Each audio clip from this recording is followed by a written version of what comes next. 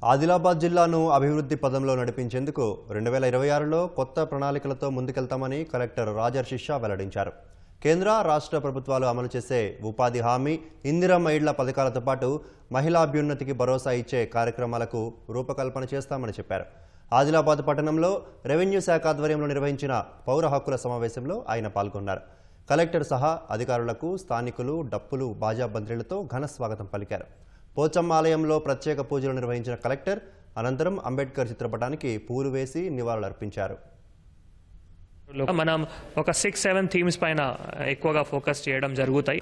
ఇప్పుడు కొత్తగా మనం పడ్డాయి విబీజీ, రామ్జీ స్కీమ్స్, వాటి సహకారం కూడా తీసుకొని మళ్ళీ అమలు చేస్తాం. ఒకటేమో కొంత మనం అంటే విలేజెస్కి వెళ్ళేటప్పుడు ఒకటి రోడ్ వ్యవస్థ అంటే అది సరి చేయడానికి చాలా సమన్వయం కూడా చేసుకుంటూ అక్కడికి పరిష్కారం చేయగలుగుతున్నాము. కానీ ఇంకా కూడా చాలా పరిష్కారం చేయాలి.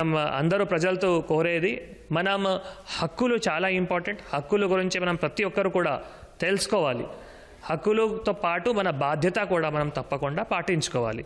దీంతోపాటు పిల్లలు విద్యలో పేరెంట్స్ కానీ తల్లి తండ్రి కానీ సహకరిస్తేనే ఒక మంచి స్థాయికి రాగలుగుతారు. యువతలు మరియు మహిళలు ఇవి రెండు కూడా చాలా ఇంపార్టెంట్.